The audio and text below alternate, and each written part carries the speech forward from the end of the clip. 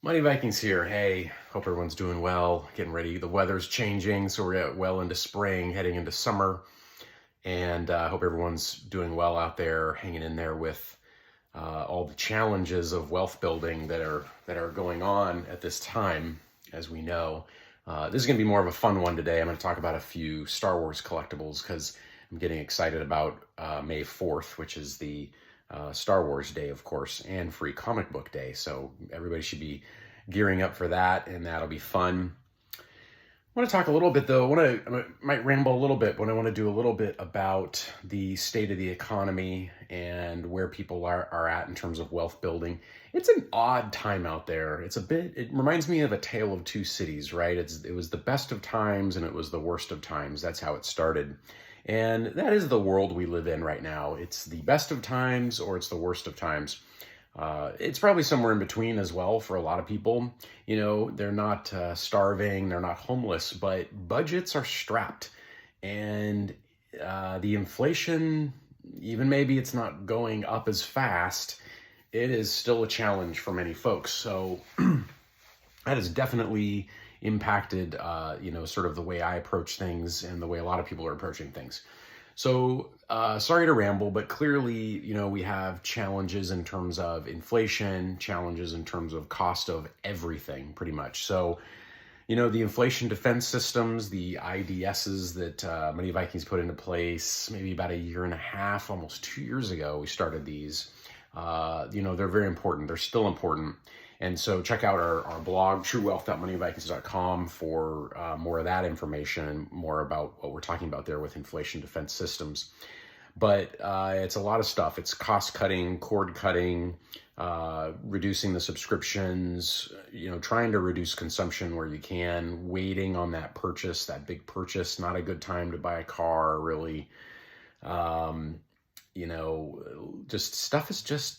Things are expensive. So we gotta get back to fundamentals here, maybe less eating out, that kind of stuff.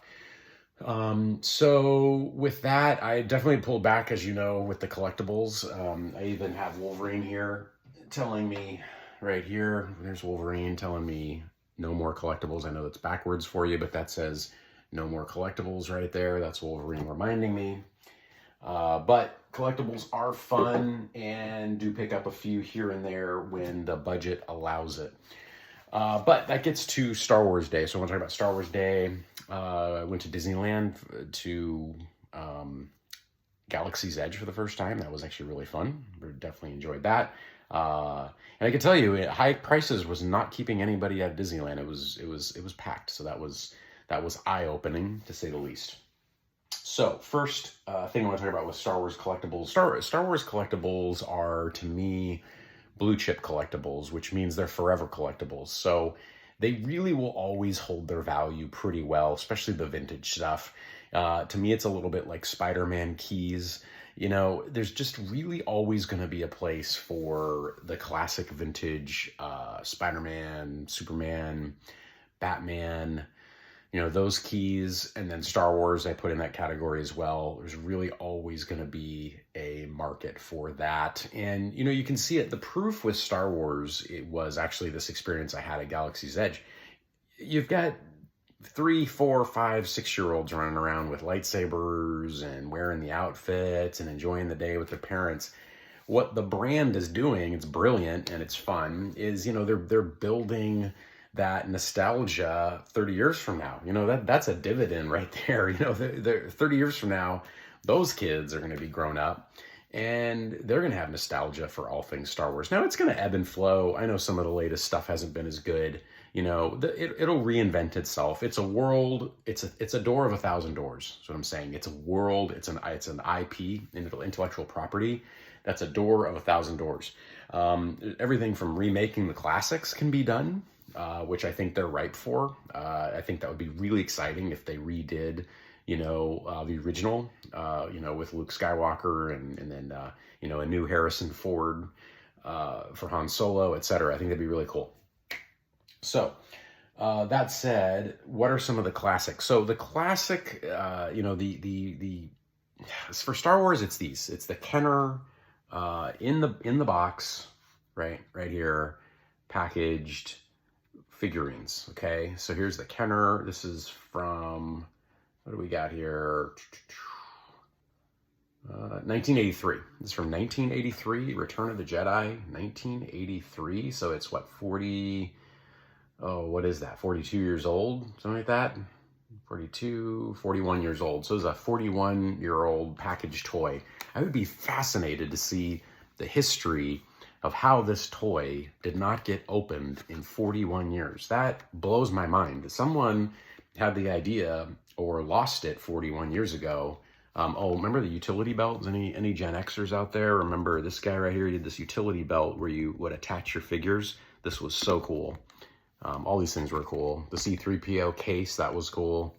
And then we have a Y-wing. We have a Y-wing fighter. That was the original Tesla Model Y. All right, and then you had a little, display of all the figures. So these are classic. I think you're going to get growth in value. Now, again, with collectibles, my first rule of thumb with collectibles is you only collect what you love. I do not get things I don't love and like, because to me, they're like works of art that I want to have and enjoy. So that's number one. I don't collect things just for money. It doesn't make sense to me with collectibles. It's a non-traditional investment in that way. Okay, the second thing here are some of the classic comics. So here we have Star Wars, and the first time in the comics. So comic number 1 right here, Star Wars number 1. This is another blue chip, always going to be valuable in my book comic. This was from 1977, so that's 46 years old, something like that, 46, 47 years ago, which is pretty amazing. So 1977, this is coming up on being a 50-year-old comic, and not too bad. This one's in pretty good condition right there. So those are two examples. You see anything like this, or you see the original Kenner toys, and you definitely want to grab those if you like them and love them. Because again, that is the first rule of thumb, is that you have to like and love the collectible. But those are just some of my thoughts on classic Star Wars collectibles. And yeah, keep an eye out for them. Enjoy collecting, enjoy all your wealth building activities, and leave a comment if you got any ideas in terms of Star Wars collectibles, what you're out there doing, what you see the future to be as it ebbs and flows over time. And with that, thanks a lot for watching. Please like and subscribe. If you we do all things investing, wealth building, collecting, health, all kinds of things. That's about being a money Viking. Is you're trying to build the best life you can, be as effective as you can in all aspects of your life. So hope that adds value to you. So thanks a lot for watching. See you next time. Bye.